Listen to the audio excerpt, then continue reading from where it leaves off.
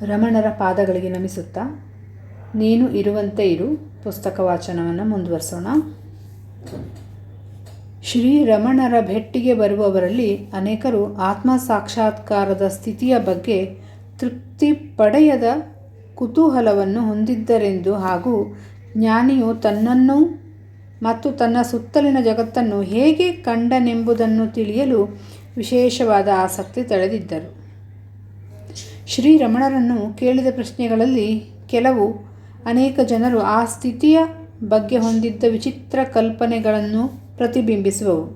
ಆದರೆ ಅವುಗಳಲ್ಲಿ ಹೆಚ್ಚಿನ ಪ್ರಶ್ನೆಗಳು ಕೆಳಗಿನ 4 ಪ್ರಶ್ನೆಗಳಲ್ಲಿಯೇ ಒಂದರ ಪ್ರಭೇದವನ್ನು ಉದ್ದೇಶಿಸಿದೆ. ಪ್ರಶ್ನೆ 1. ವ್ಯಕ್ತಿಗತ ಅರಿವು ಇಲ್ಲದೆ ಜ್ಞಾನಿಯು ಹೇಗೆ ಕಾರ್ಯಗೈಯಬಲ್ಲನು? 2. ಅವನು ಜಗತ್ತಿನಲ್ಲಿ ವ್ಯವಹರಿಸುವುದನ್ನು ಇತರರು ಪ್ರತ್ಯಕ್ಷ ನೋಡುತ್ತಿರುವಾಗ ಅವನು ಏನನ್ನೂ ಮಾಡುವುದಿಲ್ಲ, ಅಂದರೆ ಶ್ರೀರಮಣರು ಪದೇ ಪದೇ ಹೇಳುವ ಮಾತು, ಎಂದು ತಾನು ಹೇಗೆ ಹೇಳಬಲ್ಲನು? 3. ಅವನು ಜಗತ್ತನ್ನು ಹೇಗೆ ನೋಡುವನು? ಜಗತ್ತನ್ನಾದರೂ ಅವನು ನೋಡುವನೇ? 4. ಜಾಗ್ರ, ಕನಸು ಹಾಗೂ ನಿದ್ರೆಗಳಲ್ಲಿ ಅನುಭವಿಸಿದ ಒಂದರ ನಂತರ ಒಂದು ಬರುವ ದೇಹ ಹಾಗೂ ಮನಸ್ಸಿನ ಕಲ್ಪನೆಗಳ ಅವಸ್ಥೆಗಳಿಗೆ ಈ ಎಲ್ಲ ಪ್ರಶ್ನೆಗಳ ಹಿಂದೆ ಅಡಗಿರುವ ಪ್ರಮೇಯವೇಗೆ ಸಂಬಂಧವಾಗುವುದು? ಆತ್ಮಸ್ಥಿತಿಯನ್ನು ಅನುಭವಿಸುವ ಒಬ್ಬ ಪುರುಷ, ಅಂದರೆ ಜ್ಞಾನಿ, ಇದ್ದಾನೆ ಎಂಬ ನಂಬಿಕೆಯು. ಈ ಊಹೆಯು ಸತ್ಯವಾಗಿರುವುದಿಲ್ಲ. ಜ್ಞಾನಿಯ ಅನುಭವ ಗ್ರಹಿಸುವುದಕ್ಕೆ ಅಜ್ಞಾನಿಗಳು ಯೋಚಿಸುವುದೆಲ್ಲ ಮನಸ್ಸಿನ ಕೇವಲ ಕಾಲ್ಪನಿಕ ರಚನೆಯಾಗಿರುವುದು. ಈ ಜಗತ್ತು ಸತ್ಯಶೋಧಕರು ಹಾಗೂ ಸತ್ಯ ತಿಳಿದವರಿಂದ ಕೂಡಿರುವುದೆಂದು ಅಜ್ಞಾನಿ ಕಲ್ಪಿಸುವನು. ಜ್ಞಾನಿಗಳು ಇಲ್ಲ, ಅಜ್ಞಾನಿಗಳು ಇಲ್ಲ, ಕೇವಲ ಅರಿವು ಇರುವುದು. ಆದರೆ ಅದು ಆತ್ಮದ ಸತ್ಯ ಸ್ವರೂಪವಾಗಿದೆ. ಈ ಸತ್ಯವನ್ನು ಶ್ರೀರಮಣರು ಅನೇಕ ಪ್ರಸಂಗಗಳಲ್ಲಿ ಪ್ರತ್ಯಕ್ಷ ಹಾಗೂ ಪರೋಕ್ಷವಾಗಿ ತಿಳಿಸಿದ್ದಾರೆ. ಅವರ ದೃಷ್ಟಿಯಲ್ಲಿ ಜ್ಞಾನ ಹಾಗೂ ಅಜ್ಞಾನವೆರಡೂ ಸಾಪೇಕ್ಷವಾಗಿವೆ. ಆದರೆ ದರ್ಶನಾರ್ಥಿಗಳು ಇಂಥ ಗಂಭೀರಾರ್ಥಗಳನ್ನು ಗ್ರಹಿಸಲು ಸಮರ್ಥರಾಗಲಿಲ್ಲ. ಈ ಕಾರಣದಿಂದಾಗಿ ಕೇಳುಗರ ಪೂರ್ವಗ್ರಹಿಕೆಗಳಿಗೆ ಅನುಸಾರವಾಗಿ ಅವರು ತಮ್ಮ ವಿಚಾರಗಳನ್ನು ಹೊಂದಿಸಿಕೊಳ್ಳುತ್ತಾ ಬೋಧಿಸುತ್ತಿದ್ದರು. ಪ್ರಶ್ನೆ: ಹಾಗಾದರೆ ಬದ್ಧ ಹಾಗೂ ಮುಕ್ತರಲ್ಲಿರುವ ಭೇದವೇನು? ಉತ್ತರ: ಸಾಮಾನ್ಯ ಮನುಷ್ಯನು ಹೃದಯದಲ್ಲಿರುವ ತನ್ನನ್ನು ತಾನು ಅರಿತುಕೊಳ್ಳದೆ ಬುದ್ಧಿಯ ಹಂಗಿನಲ್ಲಿ ಸಿಲುಕಿ ಬದ್ಧನಾಗಿರುವನು. ಆದರೆ ಜ್ಞಾನಿಯು ಹೃದಯದಲ್ಲಿರುವ ನಿತ್ಯ ಶುದ್ಧ ಬೋಧ ಸ್ವರೂಪ ಆತ್ಮನನ್ನು ಅರಿತು ಮುಕ್ತನಾಗಿರುವನು. ಅವನು ವಿಷಯಗಳೊಡನೆ ವ್ಯವಹರಿಸುವಾಗ ತಾನು ನೋಡುವುದೆಲ್ಲವೂ ಪರಮ ಸತ್ಯವಾದ ಬ್ರಹ್ಮನಿಂದ ಭಿನ್ನವಲ್ಲ ಅಥವಾ ಇರುವುದಿಲ್ಲ ಎಂದು ತಿಳಿಯುವನು. ತನ್ನ ಆತ್ಮವೇ ಇದೆ ಎಂಬ ಸತ್ಯವನ್ನು ತನ್ನ ಹೃದಯದಲ್ಲಿ ಸಾಕ್ಷಾತ್ಕರಿಸಿಕೊಂಡಿರುವನು. ಪ್ರಶ್ನೆ: ಸಾಮಾನ್ಯ ಮನುಷ್ಯನ ಗತಿ ಏನು? ಉತ್ತರ: ಅವನು ವಿಷಯಗಳು ತನ್ನಿಂದ ಭಿನ್ನವಾಗಿವೆ ಎಂದು ನೋಡುವನೆಂದು ನಾನು ಇದೀಗ ಹೇಳಿರುವೆನು. ಆತನು ಜಗತ್ತಿನಿಂದ ತನ್ನದೇ ಆದ ಆಳವಾದ ಹಾಗೂ ತನಗೆ ಆಶ್ರಯವಾದ ಸತ್ಯದಿಂದ ತಾನು ಬೇರೆಯಾಗಿರುವೆನೆಂದು ತಪ್ಪು ತಿಳಿಯುವನು.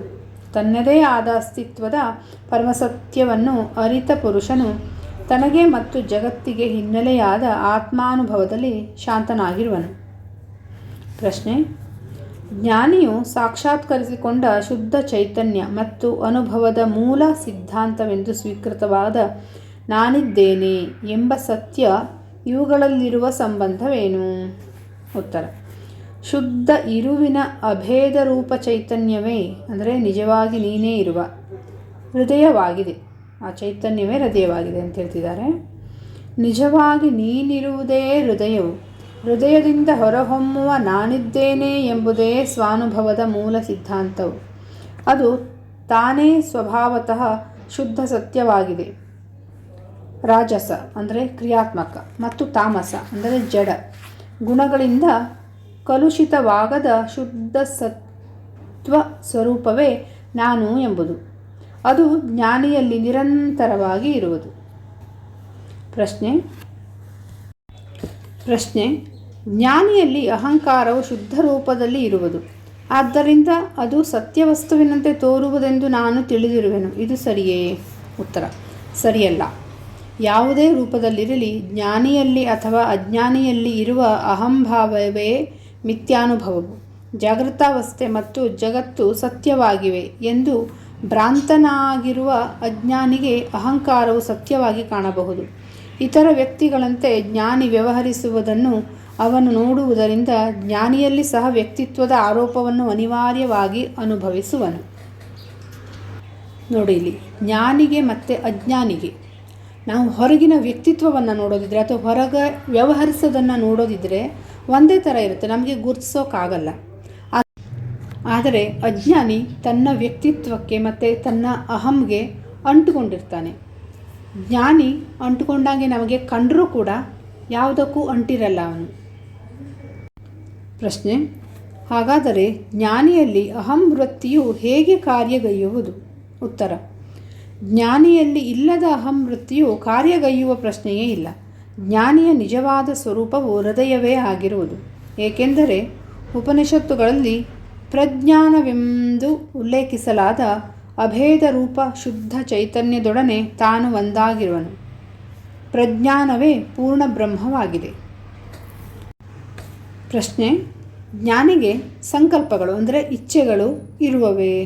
ಉತ್ತರ: ತಮಸ್ಸು ಅಂದರೆ ಜಡ, ರಜಸ್ಸು ಅಂದರೆ ಉದ್ವೇಗಗಳೇ ಸಾಮಾನ್ಯ ಮನಸ್ಸಿನ ಗುಣಧರ್ಮಗಳಾಗಿವೆ. ಆದ್ದರಿಂದ ಅದು ಅಹಂಭಾವದ ಇಚ್ಛೆಗಳಿಂದ ತುಂಬಿ ದುರ್ಬಲವಾಗಿದೆ. ಆದರೆ ಜ್ಞಾನಿಯ ಮನಸ್ಸು ಶುದ್ಧ ಸಾತ್ವಿಕ ಹಾಗೂ ನಿರ್ವಿಷಯವಾಗಿದೆ. ಅದು ಸೂಕ್ಷ್ಮವಾದ ವಿಜ್ಞಾನಮಯ ಕೋಶದಲ್ಲಿ ಕಾರ್ಯಗೈಯುವುದು. ಅದರ ಮೂಲಕ ಅವನು ಜಗತ್ತಿನೊಡನೆ ಸಂಪರ್ಕ ಇಟ್ಟುಕೊಳ್ಳುವನು. ಆದ್ದರಿಂದ ಅವನ ಇಚ್ಛೆಗಳು ಸಹ ಶುದ್ಧವಾಗಿರುವವು. ಪ್ರಶ್ನೆ: ಜಗತ್ತಿನ ಬಗ್ಗೆ ಜ್ಞಾನಿಯ ಅಭಿಪ್ರಾಯವನ್ನು ತಿಳಿಯಲು ನಾನು ಪ್ರಯತ್ನಿಸುತ್ತಿದ್ದೇನೆ. ಆತ್ಮ ಸಾಕ್ಷಾತ್ಕಾರದ ನಂತರ ಜಗತ್ತು ಅವರಿಗೆ ಕಾಣುವುದೇ? ಉತ್ತರ: ಜಗತ್ತಿನ ಬಗ್ಗೆ ಮತ್ತು ಆತ್ಮ ಸಾಕ್ಷಾತ್ಕಾರದ ನಂತರ ಅದಕ್ಕೆ ಏನಾಗುವುದೆಂಬ ಬಗ್ಗೆ ನೀವು ಏಕೆ ಕಳವಳಗೊಳ್ಳುವಿರಿ? ಮೊದಲು ಆತ್ಮನನ್ನು ಅರಿತುಕೊಳ್ಳಿರಿ. ಜಗತ್ತು ಕಾಣಲಿ ಅಥವಾ ಬಿಡಲಿ, ಅದೇನು ಮಹತ್ವದ್ದು? ಗಾಢನಿದ್ದೆಯಲ್ಲಿ ಜಗತ್ತು ತೋರದಿರುವುದರಿಂದ ನಿಮ್ಮ ಆತ್ಮಶೋಧನೆಗೆ ಸಹಾಯವಾಗುವ ಏನನ್ನಾದರೂ ನೀವು ಪಡೆಯುವಿರಾ? ಅದಕ್ಕೆ ವ್ಯತಿರಿಕ್ತವಾಗಿ ಈಗ ಈ ಜಗತ್ತಿನ ತೋರಿಕೆಯಿಂದ ನೀವು ಏನನ್ನು ಕಳೆದುಕೊಳ್ಳುವಿರಿ? ಜ್ಞಾನಿ ಅಥವಾ ಅಜ್ಞಾನಿಯು ಜಗತ್ತನ್ನು ನೋಡಲಿ ಅಥವಾ ನೋಡದಿರಲಿ, ಅದೇನು ಅವನಿಗೆ ಅಷ್ಟೊಂದು ಮಹತ್ವದ್ದಲ್ಲ. ಇಬ್ಬರೂ ಜಗತ್ತನ್ನು ನೋಡುತ್ತಾರೆ, ಆದರೆ ಅವರ ದೃಷ್ಟಿಕೋನಗಳು ಭಿನ್ನವಾಗಿರುವವು. ಪ್ರಶ್ನೆ: ಜ್ಞಾನಿ ಮತ್ತು ಅಜ್ಞಾನಿ ಇಬ್ಬರು ಜಗತ್ತನ್ನು ಒಂದೇ ರೀತಿಯಲ್ಲಿ ನೋಡುತ್ತಿದ್ದರೆ ಅವರಲ್ಲಿ ಭೇದವೇನಿರುವುದು? ಉತ್ತರ: ಜ್ಞಾನಿಯು ಜಗತ್ತನ್ನು ನೋಡಿದಾಗ ಸಮಸ್ತ ತೋರ್ಕೆಗೆ ಅಧಿಷ್ಠಾನವಾದ ಆತ್ಮನೇ ಜಗತ್ತಾಗಿರುವನೆಂದು ತಿಳಿಯುವನು. ಅಜ್ಞಾನಿಯು ಜಗತ್ತನ್ನು ನೋಡಲಿ ನೋಡದಿರಲಿ ತನ್ನ ನಿಜ ಸ್ವರೂಪವಾದ ಆತ್ಮನನ್ನು ತಿಳಿಯುವುದಕ್ಕೆ ಮಾತ್ರ ಅವನು ಕುರುಡನು. ಚಲನಚಿತ್ರದ ಪರದೆಯ ಮೇಲೆ ಚಲಿಸುವ ಚಿತ್ರಗಳ ಉದಾಹರಣೆ ತೆಗೆದುಕೊಳ್ಳಿರಿ. ಚಲನಚಿತ್ರವು ಪ್ರಾರಂಭವಾಗುವ ಪೂರ್ವದಲ್ಲಿ ನಿಮ್ಮೆದುರಿಗೆ ಏನಿರುವುದು? ಕೇವಲ ರಜತ ಪರದೆ ಮಾತ್ರ ಇದ್ದು ಅದರ ಮೇಲೆ ಚಲನಚಿತ್ರ ನೋಡುವಿರಿ. ನೋಟಕ್ಕೆ ಎಲ್ಲ ಚಿತ್ರಗಳು ಸತ್ಯವಾಗಿ ಕಾಣುವವು. ಆದರೆ ಹೋಗಿ ಅವುಗಳನ್ನು ಹಿಡಿಯಲು ಪ್ರಯತ್ನಿಸಿದರೆ ನೀವು ಏನನ್ನು ಪಡೆಯುವಿರಿ? ಏನನ್ನು ಹಿಡಿಯುವಿರಿ? ಯಾವುದರ ಮೇಲೆ ಚಿತ್ರಗಳು ತೋರುವವೋ ಆ ರಜತ ಪರದೆಯನ್ನು. ಚಲನಚಿತ್ರವು ಮುಕ್ತಾಯವಾದ ನಂತರ ಅಲ್ಲಿ ಏನು ಉಳಿಯುವುದು? ಆರಂಭದಲ್ಲಿರುವುದೇ ಉಳಿಯುವುದು. ಅಂದರೆ ಆ ಪರದೆ ಮಾತ್ರ ಉಳಿಯುತ್ತೆ. ಆ ಪರದೆಯೇ ನಾವು ಅಂತ ಹೇಳ್ತಿದ್ದಾರೆ. ಆತ್ಮನ ಉಳಿವಿನ ವಿಷಯದಲ್ಲಿಯೂ ಹೀಗೆಯೇ ಇರುವುದು. ಆತ್ಮನ ಅಸ್ತಿತ್ವವೇ ಇರುವುದು. ಚಿತ್ರಗಳು ಅಂದರೆ ನಾಮರೂಪಾತ್ಮಕವಾದ ಜಗತ್ತು ಬಂದು ಹೋಗುವವು. ನೀವು ಆತ್ಮನನ್ನೇ ಲಕ್ಷಿಸಿದರೆ ಚಿತ್ರಗಳ ತೋರಿಕೆಯಿಂದ ಮೋಸ ಹೋಗುವುದಿಲ್ಲ. ಚಿತ್ರಗಳು ತೋರಲಿ ಅಥವಾ ತೋರದಿರಲಿ ಅದೇನು ಮಹತ್ವದ್ದಲ್ಲ. ಚಿತ್ರಗಳು ಪರದೆಯನ್ನು ಬಿಟ್ಟು ಬೇರೆ ಇರುವವೇನೋ ಎಂಬಂತೆ ತೋರುವವು. ಪರದೆಯನ್ನು ಅಲಕ್ಷಿಸಿ ಕೇವಲ ಚಿತ್ರಗಳನ್ನು ನೋಡುವ ಹಾಗೆ. ಅಜ್ಞಾನಿಯು ಆತ್ಮನನ್ನು ಅಲಕ್ಷಿಸಿ ಜಗತ್ತು ಸತ್ಯವಿರುವುದೆಂದು ತಿಳಿಯುವನು. ಪರದೆ ಇಲ್ಲದೆ ಚಿತ್ರಗಳು ಹೇಗೆ ತೋರುವುದಿಲ್ಲವೋ ಹಾಗೆಯೇ ನೋಡುವವನಿಲ್ಲದೆ ದೃಶ್ಯವು ಇರುವುದಿಲ್ಲವೆಂದು ನೀವು ತಿಳಿದರೆ ಭ್ರಮಿತರಾಗುವುದಿಲ್ಲ. ಪರದೆ ಮತ್ತು ಚಿತ್ರಗಳು ಕೇವಲ ಆತ್ಮವಿವರ್ತವೆಂದು ಜ್ಞಾನಿಯು ತಿಳಿಯುವನು. ಚಿತ್ರಗಳಿದ್ದಾಗ ಆತ್ಮನು ತನ್ನ ವ್ಯಕ್ತರೂಪದಲ್ಲಿರುವನು. ಚಿತ್ರಗಳಿಲ್ಲದಿದ್ದಾಗ ಅವ್ಯಕ್ತ ರೂಪದಲ್ಲಿರುವನು. ಜ್ಞಾನಿಯು ಯಾವಾಗಲೂ ಆತ್ಮನ ನಿಜದಲ್ಲಿ ನೆಲೆಸಿರುವನು. ಈ ನೆಲೆಗಾಣದ ಅಜ್ಞಾನಿಯು ಜ್ಞಾನಿಯ ವ್ಯವಹಾರ ನೋಡಿ ಭ್ರಮೆಗೊಳ್ಳುವನು. ನೋಡಿ, ಇಲ್ಲಿ ನಮಗೆ ಕ್ಲಿಯರ್ ಆಗುತ್ತೆ, ನಮ್ಮ ನಿಜ ಸ್ವರೂಪ ಅಥವಾ ಆತ್ಮ ಅಥವಾ ನಾನು ಅನ್ನೋದು ಒಂದು ಪರದೆ, ಚಲನಚಿತ್ರದ ಪರದೆಯಂತೆ. ಅದರ ಮೇಲೆ ಮೂಡುವ ಚಿತ್ರಗಳಿವೆಯಲ್ವಾ, ಆ ಚಿತ್ರಗಳೆಲ್ಲ ನಮ್ಮ ಮನಸ್ಸಿನ ಪರದೆಯ ಮೇಲೆ ಮೂಡುವ ಆಲೋಚನೆಗಳು, ಅಹಂ ವೃತ್ತಿಗಳು ಎಲ್ಲದೂ ಕೂಡ ಚಿತ್ರಗಳು. ಅದು ಅಲ್ಲಿ ಒಂದು ನಮಗೆ ಕ್ಲಿಯರ್ ಇರಬೇಕು, ನಾವು ಆ ಚಿತ್ರಗಳು ಅಲ್ಲ, ಚಿತ್ರಗಳಷ್ಟೇ, ಅದಕ್ಕೆ ಯಾವುದೇ ಬೆಲೆ ಇಲ್ಲ, ಅದು ಸತ್ಯ ಅಲ್ಲ. ನಿಜವಾದ ನಾವು ಮನಸ್ಸಲ್ಲ, ಆತ್ಮ ಅಂದರೆ ಪರದೆ ಮಾತ್ರ ನಾವು ಅನ್ನೋದು ನಮಗೆ ಸ್ಪಷ್ಟವಾಗಬೇಕು. ಇಲ್ಲಿ ನೋಡಿ, ಪರದೆ ಇಲ್ಲದೆ ಚಿತ್ರವಿರೋಕ್ಕೆ ಸಾಧ್ಯವಿಲ್ಲ, ಆದರೆ ಚಿತ್ರವಿಲ್ಲದೆ ಪರದೆ ಇರಬಲ್ಲದು. ಅಂದರೆ ನಮ್ಮ ಆಲೋಚನೆಗಳೇನಿದೆ ಅಲ್ವಾ, ಮನಸ್ಸು ಅಹಂ ಅನ್ನೋದೇನಿದೆ ಅಲ್ವಾ, ಇದು ಎಲ್ಲದೂ ಇಲ್ಲದೆ ನಾವು ಇರಬಲ್ಲೆವು.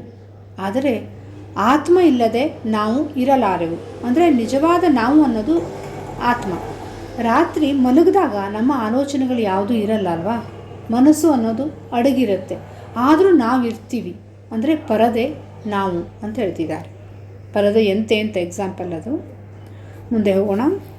ಪ್ರಶ್ನೆ: ಭಗವಾನರು ಜಗತ್ತನ್ನು ಹೇಗೆ ನೋಡುವರು? ಉತ್ತರ: ಆತ್ಮನೊಬ್ಬನೇ ಇರುವನು, ಬೇರೆ ಏನೂ ಇರುವುದಿಲ್ಲ. ಆದರೂ ಆತ್ಮನಲ್ಲಿ ಅಜ್ಞಾನದಿಂದ ಭೇದವು ತೋರುವುದು. ಭೇದವು 3 ತೆರನಾಗಿದೆ: ಸಜಾತಿ ಭೇದ, ವಿಜಾತಿ ಭೇದ, ಸ್ವಗತ ಭೇದ.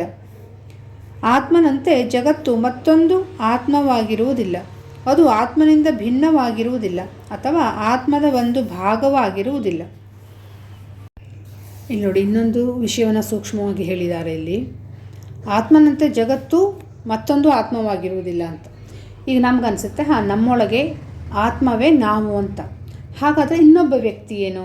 ಅವನಿಗೂ ಅದೇ ಉತ್ತರ ಬರುತ್ತೆ ಅಲ್ವಾ, ನೀನು ಅಂದರೆ ನಿನ್ನ ಆತ್ಮವೇ ಅಂತ ಬರುತ್ತೆ. ಹಾಗಾದರೆ 2 ಆತ್ಮಗಳಾಯ್ತಲ್ಲ, ನಾನೊಂದು ಆತ್ಮ, ಕಾಣಿಸ್ತಿರೋ ಜಗತ್ತು ಅಂತ ತುಂಬ ವ್ಯಕ್ತಿಗಳು, ಪ್ರಾಣಿ ಪಕ್ಷಿಗಳು, ಎಲ್ಲ ಜೀವಜಂತುಗಳಿರುತ್ತೆ, ಅವೆಲ್ಲ ಬೇರೆ ಬೇರೆ ಆತ್ಮವೇ ಹಾಗಾದರೆ ಅಂದರೆ ಅಲ್ಲ. ಎಲ್ಲದೂ ಒಂದೇ ಆತ್ಮವೇ, ಎಲ್ಲದೂ ಕೂಡಿಕೊಂಡಿದೆ, ಅದು ಅಖಂಡವಾದದ್ದು ಅಂತಾರಲ್ವ, ಅದನ್ನು ಭಾಗ ಮಾಡೋಕ್ಕಾಗಲ್ಲ. ತೋರಿಕೆಗೆ ನಮಗೆ ಬೇರೆ ಬೇರೆಯಾಗಿ ಕಾಣ್ಬೋದು. ನಾನು ಬೇರೆ, ಅವನು ಬೇರೆ, ನಾನು ಮನುಷ್ಯ, ಅದು ಪ್ರಾಣಿ, ನಾನು ಜೀವವುಳ್ಳವನು, ಅದು ಜೀವವಿಲ್ಲದ ಜಡವಸ್ತು ಅಂತ ಕಾಣಿಸ್ಬೋದು. ಆದರೆ ಎಲ್ಲವೂ ಒಂದೇ ಆತ್ಮ ಅಂತ ಹೇಳ್ತಿದ್ದಾರೆ. ಒಂದೇ ಆತ್ಮದ ಬೇರೆ ಬೇರೆ ಭಾಗ ಅಂತನೂ ಅಲ್ಲ, ಇಡಿಯಾಗಿ ಒಂದೇ ಇದೆ ಅದು ಅಂತ. ಮುಂದಿನ ಪ್ರಶ್ನೆ: ಜಗತ್ತು ಆತ್ಮನಲ್ಲಿ ಪ್ರತಿಫಲಿಸಿಲ್ಲವೇ? ಉತ್ತರ: ಪ್ರತಿಫಲನಕ್ಕೆ ಒಂದು ವಸ್ತು ಮತ್ತು ಕನ್ನಡಿಯಲ್ಲಿ ಅದರ ಪ್ರತಿಬಿಂಬ ಇರಬೇಕಾಗುವುದು. ಆದರೆ ಆತ್ಮನಲ್ಲಿ ಈ ಭೇದಗಳಿಗೆ ಅವಕಾಶವಿರುವುದಿಲ್ಲ. ಕನ್ನಡಿಯೊಳಗೆ ತೋರುವ ನಗರದಂತೆಯೇ ಜಗತ್ತಿದೆ. ಪ್ರಶ್ನೆ: ಜ್ಞಾನಿಯು ಕನಸುಗಳನ್ನು ಕಾಣುವನೇ? ಉತ್ತರ: ಹೌದು, ಅವನು ಕನಸು ಕಾಣುವನು, ಆದರೆ ಅವನು ಅದನ್ನು ಒಂದು ಕನಸೆಂದು ತಿಳಿಯುವನು. ಅದೇ ರೀತಿಯಲ್ಲಿ ಜಾಗರವನ್ನೂ ಒಂದು ಕನಸೆಂದೇ ತಿಳಿಯುವನು. ನೀವು ಅವುಗಳನ್ನು 1ನೆಯ ಕನಸು ಮತ್ತು 2ನೆಯ ಕನಸೆಂದು ಕರೆಯಬಹುದು. ಜ್ಞಾನಿಯು 4ನೆಯ ಅವಸ್ಥೆಯಾದ ತುರೀಯವೆಂಬ ಪರಮ ಸತ್ಯದಲ್ಲಿ ನೆಲೆಗೊಂಡು ನಿಂತು ಜಾಗ್ರ, ಸ್ವಪ್ನ ಮತ್ತು ಸುಷುಪ್ತಿ ಎಂಬ 3 ಅವಸ್ಥೆಗಳನ್ನು ಸತ್ಯದ ಮೇಲೆ ಅಧ್ಯಾರೋಪಿತವಾದ ಚಿತ್ರಗಳೆಂದು ಅಸಂಗನಾಗಿ ಸಾಕ್ಷಾತ್ವದಿಂದ ನೋಡುವನು. ನೋಡಿ, ನಾವು ರಾತ್ರಿ ಕನಸು ಕಾಣ್ತೀವಿ, ಆದರೆ ನಮಗೆ ಗೊತ್ತಿರುತ್ತೆ ಅದು ಕನಸು, ಅದು ನಿಜ ಅಲ್ಲ ಅಂತ ಗೊತ್ತಿರುತ್ತೆ. ಆದರೆ ಜ್ಞಾನಿಗೆ ನಮ್ಮ ಏನು ಜಾಗೃತ ಅವಸ್ಥೆ ಇದೆ, ಎಚ್ಚರದ ಅವಸ್ಥೆ ಇದೆ, ಇದೂ ಕೂಡ ಕನಸಿನಂತೆ. ಅವನು ಅಷ್ಟೇ ಬೆಲೆಯನ್ನು ಕೊಡ್ತಾನೆ. ನಾವೇನು ಕನಸಿಗೆ ಕೊಡ್ತೀವಿ ಅದು ಸತ್ಯ ಅಲ್ಲ, ಸುಳ್ಳು ಅಂತ ಏನು ಪರಿಗಣನೆಗೆ ತಗೊಳ್ಳೋದೇ ಇಲ್ಲ. ಸುಮ್ಮನೆ ಗೊತ್ತಾಗುತ್ತೆ ನಮಗೆ ಇಂತಿಂಥ ಕನಸು ಬಿತ್ತು ಅಂತ ಇಗ್ನೋರ್ ಮಾಡ್ತೀವಿ ಅಲ್ವಾ. ಅದೇ ಥರ ಜ್ಞಾನಿಯು ಈ ಪ್ರಪಂಚವನ್ನು, ಜಾಗೃತಾವಸ್ಥೆಯ ಅನುಭವಗಳನ್ನು ಅವನು ಅಲಕ್ಷಿಸ್ತಾನೆ, ಅದಕ್ಕೆ ಯಾವುದೇ ವ್ಯಾಲ್ಯೂ ಮಾಡೋದಿಲ್ಲ. ಜಾಗೃತ, ಸ್ವಪ್ನ ಮತ್ತು ಸುಷುಪ್ತಿ 3 ಕೂಡ ಏನು ಚಲನಚಿತ್ರದ ಪರದೆ ಮೇಲೆ ಮೂಡುವ ಚಿತ್ರದಂತೆ 3 ಅವಸ್ಥೆಗಳು ಬಂದು ಹೋಗ್ತಾ ಇರುತ್ತೆ ಅಷ್ಟೇ. ಬಿಟ್ಟರೆ ತಾನು ಮಾತ್ರ ಪರದೆ, ಅಂದರೆ ತಾನು ಮಾತ್ರ ಆತ್ಮ ಅನ್ನೋದನ್ನು ಅವನು ಚೆನ್ನಾಗಿ ಅರ್ಥ ಮಾಡ್ಕೊಂಡಿರ್ತಾನೆ. ಜಾಗ್ರ, ಸ್ವಪ್ನ ಮತ್ತು ಸುಷುಪ್ತಿಗಳನ್ನು ಅನುಭವಿಸುವವರಿಗೆ ಈ 3 ಅವಸ್ಥೆಗಳಾಚೆ ಇರುವ ಎಚ್ಚರದ ನಿದ್ರೆಗೆ ತುರಿಯ 4ನೆಯದು ಎಂದು ಹೆಸರಿಡಲಾಗಿದೆ. ಆದರೆ ತೋರುವ ಮೂರು ಅವಸ್ಥೆಗಳು ಇರದೆ ತುರಿಯ ಒಂದೇ ಇರುವುದರಿಂದ ಅದನ್ನೇ ತುರ್ಯಾತೀತ ಎಂದು, ನಾಲ್ಕನೇದನ್ನು ಮೀರಿದ್ದು ಎಂದು ನಿಶ್ಚಯಿಸಬೇಕು. ಅವನು ಇರೋ ಅವಸ್ಥೆ ಇದೆಯಲ್ಲ. ಪ್ರಶ್ನೆ: ಹಾಗಾದರೆ ಜ್ಞಾನಿಗೆ ಮನಸ್ಸಿನ ಮೂರು ಅವಸ್ಥೆಗಳಲ್ಲಿ ವ್ಯತ್ಯಾಸವಿರುವುದಿಲ್ಲವೇ? ಉತ್ತರ: ಚೈತನ್ಯದ ಪ್ರಕಾಶದಲ್ಲಿ ಮನಸ್ಸೇ ಇಲ್ಲವಾದಾಗ ವ್ಯತ್ಯಾಸ ಹೇಗೆ ಇರಬಲ್ಲದು? ಜ್ಞಾನಿಗೆ ಈ ಮೂರು ಅವಸ್ಥೆಗಳು ಏಕಕಾಲಕ್ಕೆ ಮಿಥ್ಯವಾಗಿವೆ. ಆದರೆ ಅಜ್ಞಾನಿಯು ಇದನ್ನು ತಿಳಿಯಲು ಅಸಮರ್ಥನಿರುವನು. ಯಾಕೆಂದರೆ ಅವನಿಗೆ ಸತ್ಯದ ಅಳತೆಗೋಲು ಎಚ್ಚರದ ಅವಸ್ಥೆಯೇ ಆಗಿರುವುದು. ಜ್ಞಾನಿಗೆ ಸತ್ಯದ ಅಳತೆಗೋಲು ಸತ್ಯವೇ ಆಗಿರುವುದು. ಶುದ್ಧ ಚೈತನ್ಯವಾದ ಆತ್ಮವಸ್ತು ಸ್ವಭಾವತಃ ನಿತ್ಯವಾಗಿರುವುದು. ಆದ್ದರಿಂದ ನೀವು ಕರೆಯುವ ಜಾಗ್ರ, ಸ್ವಪ್ನ ಮತ್ತು ಸುಷುಪ್ತಿ ಎಂಬ ಮೂರು ಅವಸ್ಥೆಗಳಲ್ಲಿ ಆ ಸತ್ಯವು ಅನುಸ್ಯೂತವಾಗಿರುವುದು. ಸತ್ಯದೊಡನೆ ಐಕ್ಯವಾದವನಿಗೆ ಮನಸ್ಸೂ ಇಲ್ಲ, ಮೂರು ಅವಸ್ಥೆಗಳೂ ಇಲ್ಲ. ಆದ್ದರಿಂದ ಅವನಿಗೆ ಅಂತರ್ಮುಖತ್ವ ಅಥವಾ ಬಹಿರ್ಮುಖತ್ವಗಳೆರಡೂ ಇರುವುದಿಲ್ಲ. ಜ್ಞಾನಿಯು ಯಾವಾಗಲೂ ಎಚ್ಚರದ ಅವಸ್ಥೆಯಲ್ಲಿಯೇ ಇರುವನು. ಜಗತ್ತು ಪುನಃ ಪುನಃ ತೋರುವ ಕನಸಿನಂತೆ ಇರುವುದರಿಂದ ಅವನು ಯಾವಾಗಲೂ ಸ್ವಪ್ನಾವಸ್ಥೆಯಲ್ಲಿರುವನು. ಅವನು ಯಾವಾಗಲೂ ದೇಹ ನಾನೆಂಬ ಅರಿವಿಲ್ಲದೆ ಅಂದರೆ ನಿರ್ದೇಹಿಯಾಗಿ ಇರುವುದರಿಂದ ಯಾವಾಗಲೂ ನಿದ್ರಾವಸ್ಥೆಯಲ್ಲಿರುವನು. ಇಲ್ಲಿ ಏನು ಹೇಳಿದ್ರು ನೋಡಿ, ಒಮ್ಮೆ ಹೇಳಿದ್ರು ಜ್ಞಾನಿ ಯಾವಾಗಲೂ ಎಚ್ಚರದ ಅವಸ್ಥೆಯಲ್ಲೇ ಇರ್ತಾನೆ ಅಂತ. ಅಂದರೆ ಏನು? ಆತ್ಮ ಅನ್ನೋದು ಅರಿವಿನ ಅವಸ್ಥೆ, ಇದು ಅಂದರೆ ಪ್ರಜ್ಞೆಯ ಅವಸ್ಥೆ. ಆ ಅವಸ್ಥೆಯಲ್ಲೇ ಜ್ಞಾನಿ ಇರೋದಕ್ಕಾಗಿ ಅವನು ಯಾವಾಗಲೂ ಎಚ್ಚರದ ಸ್ಥಿತಿಯಲ್ಲೇ ಇರ್ತಾನೆ. ಆಮೇಲೆ ಏನು ಜಾಗೃತಾವಸ್ಥೆಯ ಅನುಭವಗಳಿದೆಯಲ್ಲ, ಇದನ್ನು ಅವನು ಕನಸಿನಂತೆ ಕಾಣ್ತಾನೆ. ನಾವು ಕನಸಿಗೆ ಎಷ್ಟು ಬೆಲೆ ಕೊಡ್ತೀವೋ ಹಾಗೆ ಜಾಗೃತಾವಸ್ಥೆಯನ್ನು ಅವನು ಅದೇ ರೀತಿ ಕಾಣೋದಕ್ಕಾಗಿ ಅವನು ಇದನ್ನು ಸ್ವಪ್ನದಂತೆ ಪರಿಗಣಿಸ್ತಾನೆ, ನಿಜ ಅಲ್ಲ ಅಂತಾನೆ ಪರಿಗಣಿಸ್ತಾನೆ. ಹಾಗಾಗಿ ಅವನು ಯಾವಾಗಲೂ ಸ್ವಪ್ನಾವಸ್ಥೆಯಲ್ಲೇ ಇರ್ತಾನೆ. ಹಾಗೆ ಅವನು ತನ್ನನ್ನು ಈ ದೇಹದ ಜೊತೆ ಗುರುತಿಸ್ಕೊಳ್ಳದೆ ಆತ್ಮದ ಜೊತೆ ಗುರುತಿಸ್ಕೊಳ್ತಾನೆ. ಏನು ಬಾಹ್ಯದ ಅನುಭವ ಆಗಿರ್ಬೋದು, ಭಾವನೆಗಳಾಗಿರ್ಬೋದು, ಯಾವುದಕ್ಕೂ ಸ್ಪಂದಿಸದೇ ಇರೋದ್ರಿಂದ ಅವನು ನಿದ್ದೆಯಲ್ಲೇ ಇರೋ ಥರ ನಮಗೆ ಅನ್ನಿಸ್ತಾನೆ. ಹಾಗಾಗಿ ಅವನು ನಿದ್ರೆ ಅವಸ್ಥೆಯಲ್ಲೇ ಇರ್ತಾನೆ. ಮುಂದಿನ ಪ್ರಶ್ನೆ: ಜ್ಞಾನಿಗೆ ದೇಹಾತ್ಮ ಬುದ್ಧಿಯೇ ಇರುವುದಿಲ್ಲವೇ? ಉದಾಹರಣೆಗಾಗಿ ಶ್ರೀ ಭಗವಾನರಿಗೆ ಹುಳು ಕೊಚ್ಚಿದರೆ ಅದರ ವೇದನೆ ಅವರಿಗೆ ಆಗುವುದಿಲ್ಲವೇ? ಉತ್ತರ: ವೇದನೆ ಇದ್ದೇ ಇರುವುದು ಮತ್ತು ಅವನಿಗೆ ದೇಹಾತ್ಮ ಬುದ್ಧಿಯೂ ಇರುವುದು. ಅದು ಜ್ಞಾನಿಗೆ ಮತ್ತು ಅಜ್ಞಾನಿಗೆ ಸಮಾನವಾಗಿರುವುದು.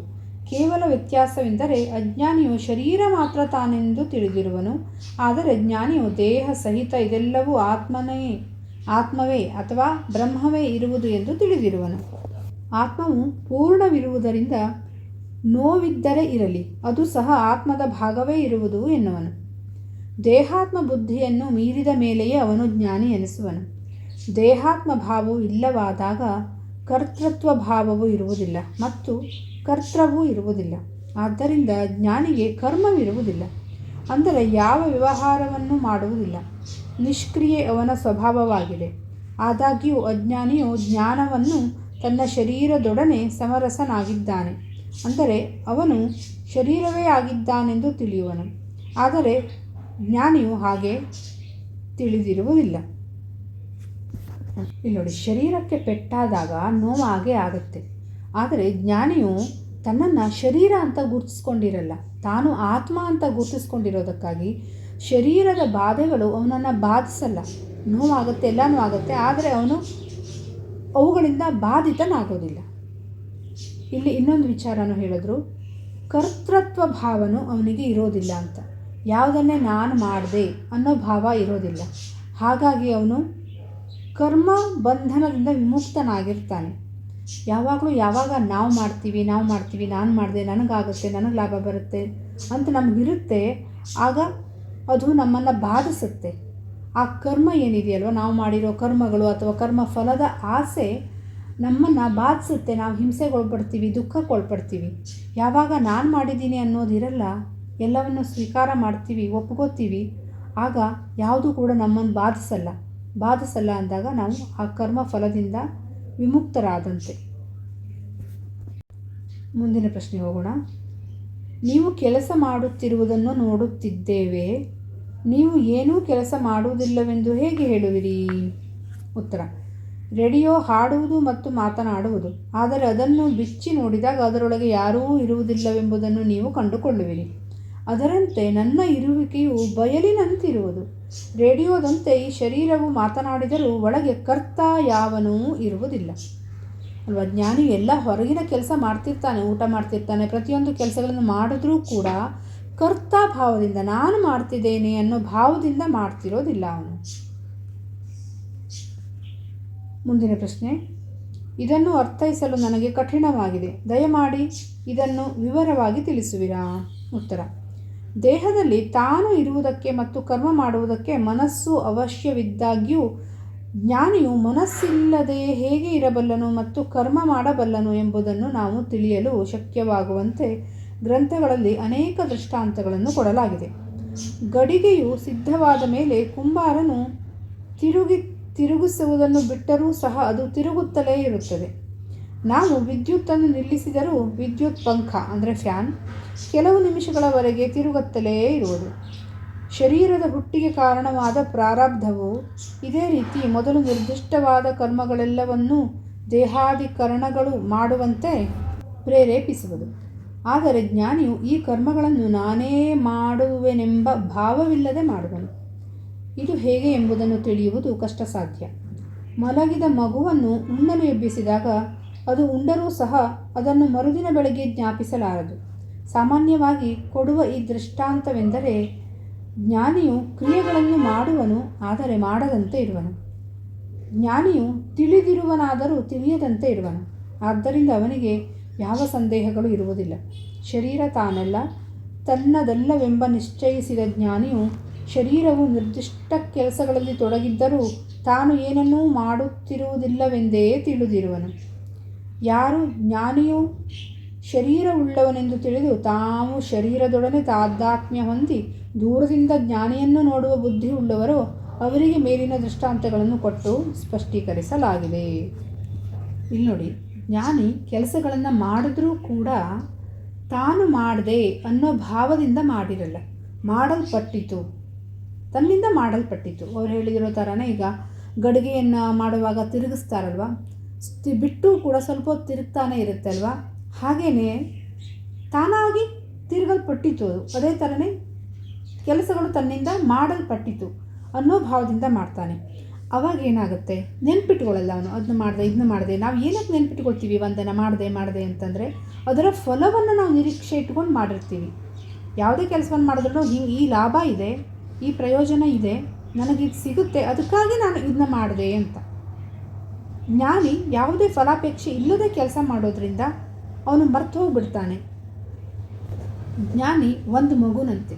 ಒಂದು ಮಗುವನ್ನು ಗಮನಿಸಿ, ಅದು ಕೋಪ ಮಾಡ್ಕೊಂಡಿರಲಿ, ಅಳ್ಳಿ, ಏನೇ ಮಾಡಲಿ ಸ್ವಲ್ಪ ಕ್ಷಣದ ನಂತರ ಮರ್ತು ಹೋಗ್ಬಿಡುತ್ತೆ. ಅದು ಜ್ಞಾನಿಯನ್ನು ಕೂಡ ಒಂದು ಚಿಕ್ಕ ಮಗುವಿಗೆ ಹೋಲಿಸ್ಬೋದು ನಾವು.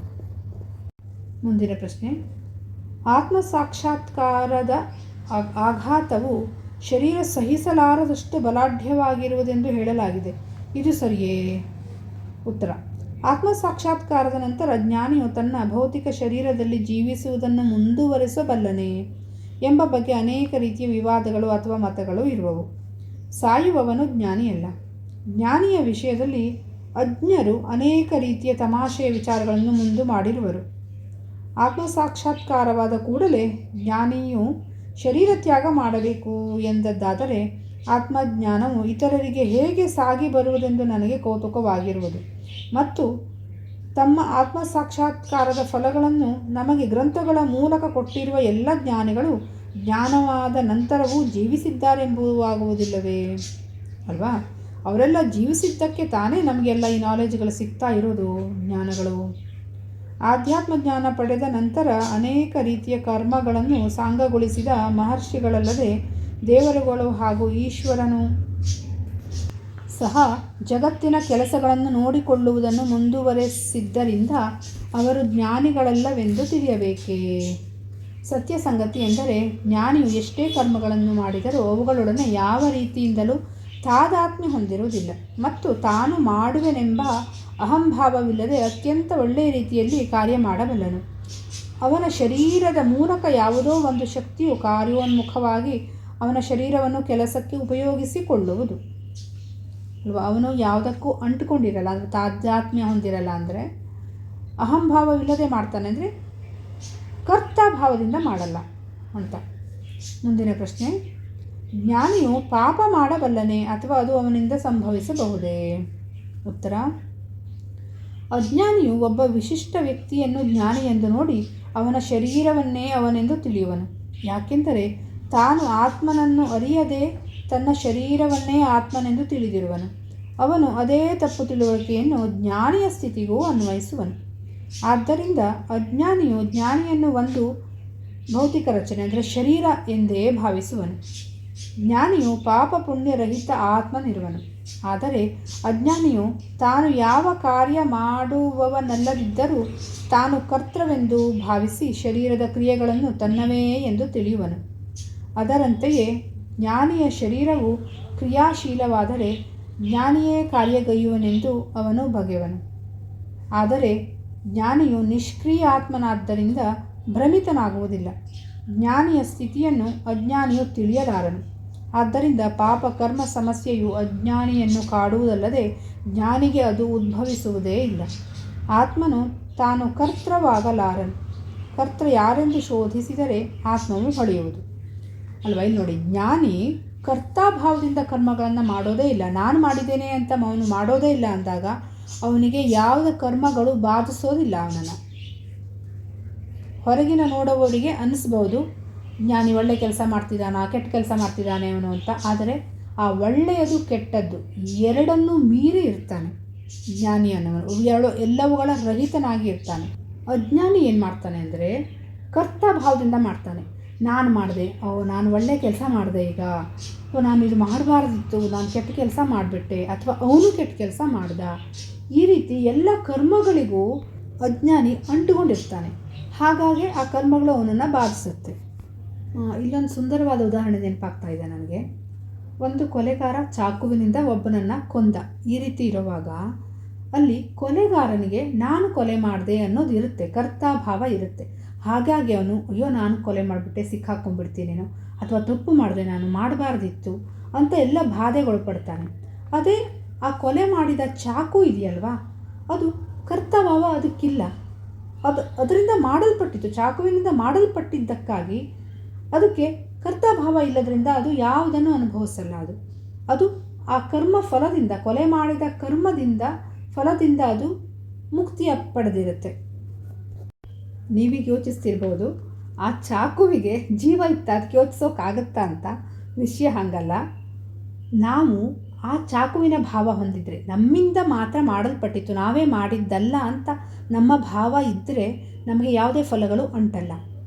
ಆದರೆ ನಾವೇನು ಮಾಡ್ತೀವಿ, ಒಂದು ಕೆಟ್ಟ ಕೆಲಸ ಮಾಡ್ತೀವಿ ಅಂದ್ಕೊಳ್ಳಿ, ನಾವೇ ಮಾಡಿರ್ತೀವಿ ಅಲ್ವಾ. ಯಾರನ್ನು ಹಾಳು ಮಾಡಬೇಕು, ಯಾರಿಗೂ ಹರ್ಟ್ ಮಾಡಬೇಕು, ಯಾವುದೋ ಒಂದು ಕೆಟ್ಟ ಕೆಲಸ ನಮ್ಮಿಂದ ಘಟಿಸಿ ಹೋಗಿದೆ ಅಂದರೂ ಕೂಡ ನಾವದು ಅಯ್ಯೋ ನಾನು ಮಾಡಿಬಿಟ್ಟೆ ಅಂತ ನಾವು ಕರ್ತಭಾವವನ್ನು ನಾವು ಪಡಿತೀವಿ, ನಾವು ಮಾಡಬಾರ್ದಿತ್ತು ಈ ರೀತಿಯಾಗಿ. ಅದನ್ನು ಆವಾಗ ನಾವು ಅದರಿಂದ ಬಾಧಿತರಾಗುತ್ತೀವಿ ಮತ್ತು ಸಫರ್ ಆಗ್ತೀವಿ. ಇಲ್ಲ, ನಮ್ಮಿಂದ ಮಾಡಲ್ಪಟ್ಟಿತು ಅಂದಾಗ ನಮಗೆ ಯಾವುದೇ ದೋಷಗಳು ಇರಲ್ಲ, ಯಾವುದರಿಂದನೂ ಬಾಧಿತವಾಗಲ್ಲ ನಾವು.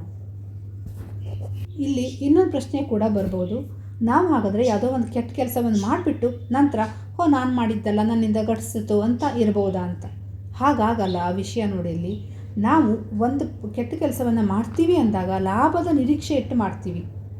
ಏನೋ ಲಾಭ ಬೇಕು ನಮ್ಗೆ. ಆ ಕ್ಷಣಕ್ಕೆ ಕೋಪ ಬಂತು, ಹೊಡೆದ್ವಿ, ನಮಗೆ ಸಮಾಧಾನ ಬೇಕಿತ್ತು, ಒಂದು ಲಾಭ ಬೇಕಿತ್ತು, ಸಮಾಧಾನ ಅನ್ನೋ ಲಾಭ. ಆ ಕೋಪ ಹೊರಗೆ ಹೋಗಬೇಕಿತ್ತು, ಆ ಲಾಭ ಬೇಕಿತ್ತು ನಮಗೆ ಅಲ್ವಾ. ಯಾವುದೋ ಲಾಭ ಇಟ್ಕೊಂಡು ಮಾಡ್ತಿದ್ದೀವಿ ಅಂದರೆ ನಮಗೆ ಲಾಭ ಬೇಕು ಅಂದರೆ ನಾನು ಇದೆ ಇಲ್ಲಿ, ಅಂದರೆ ಕರ್ತಭಾವ ನಮ್ಮಲ್ಲಿ ಇದೆ ಅಂತಾಯಿತು. ಅಂದರೆ ನಮಗೆ ಗೊತ್ತಿದೆ, ನಾವೇ ಮಾಡಿದ್ದೀವಿ ಅಂತ ಗೊತ್ತಿದೆ, ಆಗ ಫಲದಿಂದ ತಪ್ಪಿಸ್ಕೊಳ್ಳೋಕ್ಕಾಗಲ್ಲ. ಇಲ್ಲೊಂದು ಮನೋವಿಜ್ಞಾನ ಇದೆ, ನೀವು ಸೂಕ್ಷ್ಮವಾಗಿ ಆಲೋಚನೆ ಮಾಡಿ ನೋಡಿ, ಗೊತ್ತಾಗುತ್ತೆ. ಯಾಕೆಂದರೆ ಇದು ತುಂಬ ಸುಂದರವಾದ ವಿಚಾರ. ಗೀತೆಯಲ್ಲಿ ಶ್ರೀಕೃಷ್ಣನ ಹೇಳಿದ್ದಾನೆ, ಫಲದ ಚಿಂತೆ ಇಲ್ಲದೆ, ಫಲದ ನಿರೀಕ್ಷೆ ಇಲ್ಲದೆ ಕರ್ಮವನ್ನು ಮಾಡಿ ಅಂತ. ಅದನ್ನು ಅರ್ಥ ಮಾಡಿಕೊಂಡ್ರೆ ತುಂಬ ಸುಂದರವಾಗಿದೆ. ಆಗ ಯಾವುದೇ ಕರ್ಮಫಲಗಳು ನಮ್ಮನ್ನು ಬಾಧಿಸಲ್ಲ. ಈಗ ಮುಂದೆ ಹೋಗೋಣ. ಪ್ರಶ್ನೆ, ಆದ್ದರಿಂದ ಜ್ಞಾನಿಯನ್ನು ತಿಳಿಯುವುದೆಂದರೆ ಅವನ ಸ್ಥೂಲ ರೂಪ ನೋಡುವುದಲ್ಲ, ತಾನು ಜ್ಞಾನಿಯೇ ಆಗತಕ್ಕದ್ದು ಅಲ್ಲವೇ? ಉತ್ತರ, ಜ್ಞಾನಿಯು ಯಾರನ್ನೂ ಅಜ್ಞಾನಿ ಎಂದು ತಿಳಿಯುವುದಿಲ್ಲ. ಅವನ ದೃಷ್ಟಿಯಲ್ಲಿ ಎಲ್ಲರೂ ಜ್ಞಾನಿಗಳೇ. ಅಜ್ಞಾನ ಸ್ಥಿತಿಯಲ್ಲಿರುವವನು ತನ್ನ ಅಜ್ಞಾನವನ್ನು ಜ್ಞಾನಿಯ ಮೇಲೆ ಆರೋಪ ಮಾಡಿ ಅವನು ಕರ್ತವೆಂದು ತಪ್ಪಾಗಿ ತಿಳಿದುಕೊಳ್ಳುವನು. ಜ್ಞಾನದ ಸ್ಥಿತಿಯಲ್ಲಿ ಜ್ಞಾನಿಯು ಆತ್ಮನಿಗೆ ಭಿನ್ನವಾಗಿ ಏನನ್ನು ನೋಡುವುದೇ ಇಲ್ಲ. ಆತ್ಮನು ಪ್ರಕಾಶದ ಪುಂಜವೇ ಇದ್ದು ಕೇವಲ ಶುದ್ಧ ಜ್ಞಾನ ಸ್ವರೂಪನಾಗಿರುವನು. ಆದ ಕಾರಣ ಅವನ ದೃಷ್ಟಿಯಲ್ಲಿ ಅಜ್ಞಾನವೆನ್ನುವುದೇ ಇರುವುದಿಲ್ಲ. ಈ ರೀತಿಯ ಭ್ರಮೆ ಅಥವಾ ಅಧ್ಯಾರೋಪಕ್ಕೆ ಒಂದು ದೃಷ್ಟಾಂತವಿರುವುದು. ಇಬ್ಬರು ಗೆಳೆಯರು ಒಬ್ಬರಿಗೊಬ್ಬರು ಸಮೀಪದಲ್ಲಿ ಮಲಗಿ ನಿದ್ದೆ ಹೋದರು. ಅವರಲ್ಲಿ ಒಬ್ಬನು ಇಬ್ಬರೂ ಸೇರಿ ದೀರ್ಘ ಪ್ರವಾಸ ಕೈಗೊಂಡ ವಿಚಿತ್ರವಾದ ಅನುಭವಗಳನ್ನು ಪಡೆದವೆಂಬಂತೆ ಕನಸು ಕಂಡನು. ಎಚ್ಚೆತ್ತ ಬಳಿಕ ಅವನು ತನ್ನ ಕನಸಿನ ಅನುಭವವನ್ನೆಲ್ಲ ಜ್ಞಾಪಿಸಿಕೊಂಡು ಪ್ರವಾಸವು ಚೆನ್ನಾಗಿರಲಿಲ್ಲವೇ ಎಂದು ತನ್ನ ಗೆಳೆಯನನ್ನು ಕೇಳಿದನು. ಆಗ ಮತ್ತೊಬ್ಬನು, ಅದು ನಿನ್ನದೇ ಕನಸಿದ್ದು ಇನ್ನೊಬ್ಬರಿಗೆ ಹೇಗೆ ಸಂಬಂಧಪಡುವುದು ಎಂದು ತಮಾಷೆ ಮಾಡಿದನು. ಅಜ್ಞಾನಿಯ ಸ್ಥಿತಿಯೂ ಸಹ ಹೀಗೆ ಇರುವುದು. ಅವನು ತನ್ನ ಭ್ರಾಮಕ ಕಲ್ಪನೆಯನ್ನು ಇತರರ ಮೇಲೆ ಅಧ್ಯಾರೋಪ ಮಾಡುವನು. ಮುಂದಿನ ಪ್ರಶ್ನೆ. ಜ್ಞಾನಿಯು ಕ್ರಿಯಾಶೀಲನಾಗಿರಬಲ್ಲನು ಮತ್ತು ಕ್ರಿಯಾಶೀಲನಿರುವನು. ಅವನು ಜನರು ಹಾಗೂ ವಿಷಯಗಳೊಂದಿಗೆ ವ್ಯವಹರಿಸಬಲ್ಲನು ಎಂದು ನೀವು ಹೇಳುವಿರಿ. ಈಗ ನನಗೆ ಅದರ ಬಗ್ಗೆ ಸಂಶಯವಿಲ್ಲ. ಎಲ್ಲರನ್ನೂ ಒಂದೇ ರೀತಿ ಕಾಣುವನು ಮತ್ತು ಯಾವಾಗಲೂ ಚೈತನ್ಯ ಸ್ವರೂಪದಲ್ಲಿಯೇ ಇರುವನು ಎಂದು ನೀವು ಹೇಳುವಿರಿ. ಹಾಗಾದರೆ ಭಿನ್ನ ಭಿನ್ನವಾಗಿರುವ ಜನರು ಮತ್ತು ವಿಷಯಗಳೊಡನೆ ಅವನು ಹೇಗೆ ವ್ಯವಹರಿಸುವನು? ಉತ್ತರ. ಅವನು ಈ ಎಲ್ಲ ಭೇದಗಳನ್ನು ಕೇವಲ ತೋರಿಕೆ ಎಂದು ಕಾಣುವನು. ತಾನು ಯಾವುದರೊಂದಿಗೆ ಒಂದಾಗಿರುವನೋ ಆ ಸತ್ಯ ಅಥವಾ ನಿಜ ವಸ್ತುವಿನೊಡನೆ ಭೇದದ ಕಲ್ಪನೆಗಳು ಅಭಿನ್ನವಾಗಿರುವೆಂದು ತಿಳಿಯುವನು. ಮುಂದಿನ ಪ್ರಶ್ನೆ.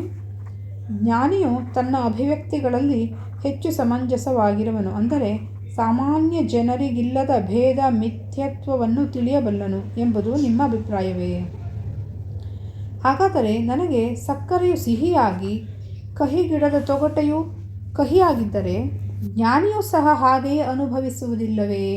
ವಾಸ್ತವವಾಗಿ ಎಲ್ಲ ರೂಪ, ಎಲ್ಲ ಧ್ವನಿ, ಎಲ್ಲ ರುಚಿಗಳು ಇತ್ಯಾದಿ ಇತರರಿಗಿರುವಂತೆಯೇ ಜ್ಞಾನಿಗೂ ಇರುವುದಿಲ್ಲವೇ?